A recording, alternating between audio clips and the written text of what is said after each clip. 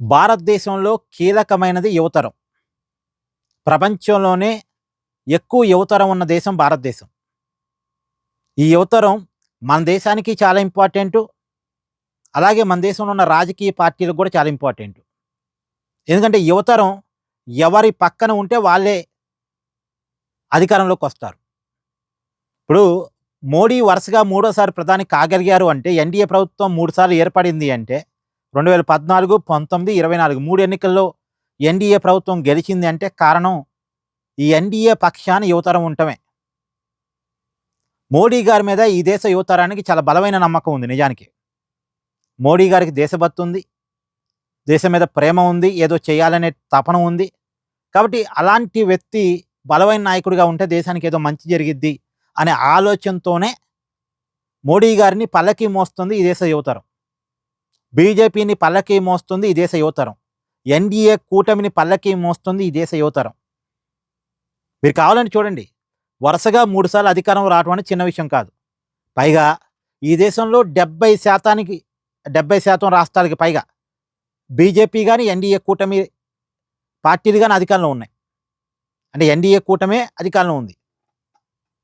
ఇంత పెద్ద ఎత్తున ఎన్‌డీఏ కూటమి విజయాలు సాధించటానికి కారణం ఈ దేశంలో పెద్ద ఎత్తునున్న యువతరం ఎన్‌డీఏ కూటమికి, బీజేపీకి ఓటేయటమే.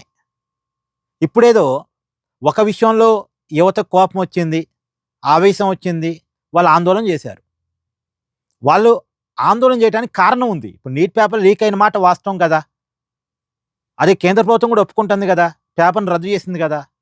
సో, జరిగిన తప్పు మీద యువతరం తిరగబడింది. దానికి కూడా కారణం మళ్ళా మోడీ గారి ప్రభుత్వమే. తప్పు జరగగానే ధర్మేంద్ర ప్రధాన్ రాజీనామా చేసి ఉండుంటే అసలు ఈ ఆందోళన అంతా జరిగేదే కాదు. కానీ తప్పు జరగటం, ఆ తప్పు కప్పుపుచ్చే ప్రయత్నం చేయటం, దాంట్లో ఎవరు నైతిక బాధ్యత తీసుకోకపోవటం యువతరానికి కోపం వచ్చింది, పోరాటం చేసింది. ఇప్పుడు వీళ్ళు పోరాటం చేయటం భారతీయ జనతా పార్టీకి నచ్చకపోవచ్చు. ఇన్నాళ్ళలో వాళ్ళని క్వెషన్ చేసినోడు లేడు. వాళ్ళని గట్టిగా నిలదీసినోడు లేడు. ఇప్పుడు భారతీయ జనతా పార్టీకి ఉన్న కోపం ఏంటి? మమ్మల్ని కాంగ్రెస్ వాళ్ళే క్వెషన్ చేయలేరు. మమ్మల్ని చూస్తే భయపడతారు. మమ్మల్ని చూస్తే కమ్యూనిస్ట్ వాళ్ళే భయపడే పరిస్థితి. ప్రాంతీయ పార్టీలు భయపడే పరిస్థితి. కానీ యువతరం ఏంది?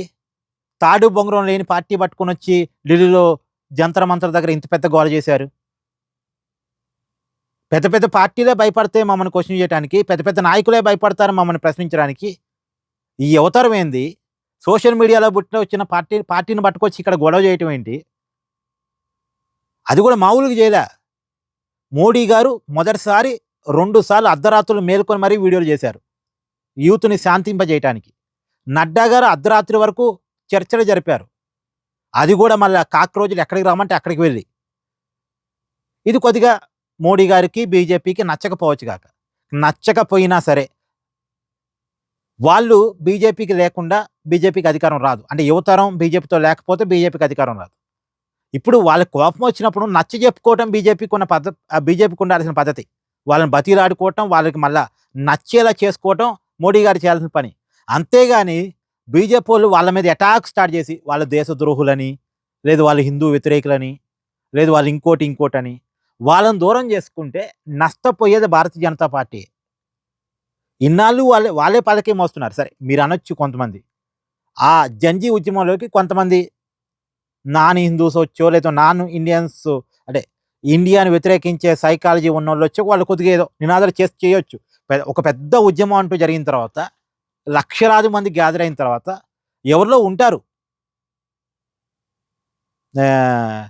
ఏదో గంజాయి మొక్కలేవో ఉంటాయి. తులసి వనంలో గంజాయి మొక్కలు. ఇప్పుడు భారతీయ జనతా పార్టీలో కూడా దొంగలు ఉంటారు, అవినీతి పరులు ఉంటారు. అంత మాత్రాన భారతీయ జనతా పార్టీ మొత్తం అవినీతిమయం అనంగా. ఇప్పుడు బీజేపీలో ఎవడో తప్పు చేశాడని మోడీ గారిని అవినీతి పరుడు అనంగా మనం. కమ్యూనిస్టుల్లో ఎవడో తప్పు చేశాడని కమ్యూనిస్టులు అంతా దొంగలే అనం కదా మనం. అనలేం కూడా కదా. ఒక పార్టీలో ఒక దొంగ ఉన్నంత మాత్రాన ఆ పార్టీ మొత్తం దొంగల పార్టీ అయిపోద్దా? పోలీసుల్లో ఒక లంచగొండ ఉన్నంత మాత్రాన పోలీసు అంతా వేస్ట్ అయిపోతారా? కాదు కదా. ఇప్పుడు ఇంత పెద్ద ఆందోళనలో కూడా ఎవరో ఒకళ్ళో ఇద్దరో ఆందోళనకారులు అంటే మన దేశానికి వ్యతిరేకంగా నినాదాలు చేసేవాళ్ళు, మన దేశం అంటే నచ్చని వాళ్ళు, మోడీ అంటే నచ్చని వాళ్ళు, బీజేపీ అంటే నచ్చని వాళ్ళు, లేదు ఇంకో ఆలోచన ఉన్నోళ్ళు ఎవరో వచ్చి ఏదో చేసి ఉంటే ఉండొచ్చు. వాళ్ళు ఏదో నినాదం ఇచ్చి ఉండొచ్చు. కానీ వాటిని చూపించి మొత్తం ఉద్యమాన్ని తప్పుపడితే, మొత్తం జంజీని తిడితే, ఈ జంజీ మాకొద్దు అనుకుంటే, యువతరం మాకొద్దు అనుకుంటే భారతీయ జనతా పార్టీ అధికారాన్ని లూజ్ కావాల్సొచ్చింది. మోడీ కుర్చీ కదిలే పరిస్థితి వస్తది. ఇప్పుడు మోడీ బలమైన నాయకుడిగా ఉన్నాడు అంటే, బలంగా మద్దతిచ్చే వాళ్ళు ఉన్నారు కాబట్టే ఉన్నాడు.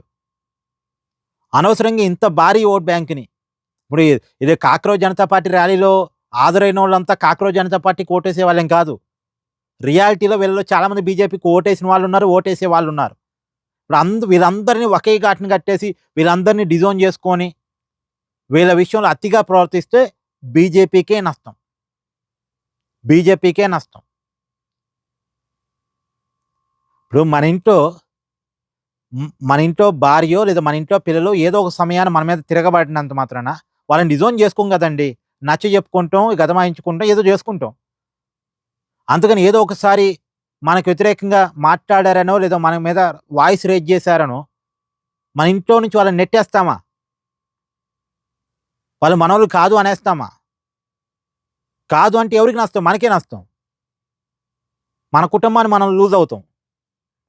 కాబట్టి భారతీయ జనతా పార్టీ ఆ తప్పు చేయకపోవటం మంచిది. అనవసరంగా జంజీల మీద నోరు బారేసుకోవటం, వాళ్ళందరినీ దేశద్రోహులు అంటాం. నాకు అర్థమవుతుంది బీజేపీకి ఫస్ట్ టైం క్వెషన్ ఎదురైంది. అది నచ్చట్లే. మమ్మల్ని ప్రశ్నించే వాళ్ళు కూడా ఉన్నారా?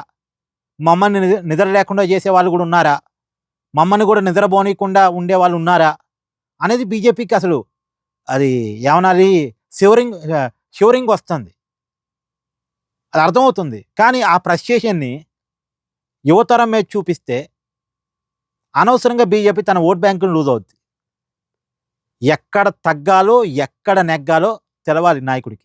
సరే మోడీ గారికి అది తెలుసు అనుకుంటున్నాను. కాకపోతే కొంతమంది బీజేపీ వాళ్ళు కొద్దిగా అతి చేస్తున్నారేమో అనిపిస్తుంది నాకు. ఏమంటారు? కామెంట్ చేయండి.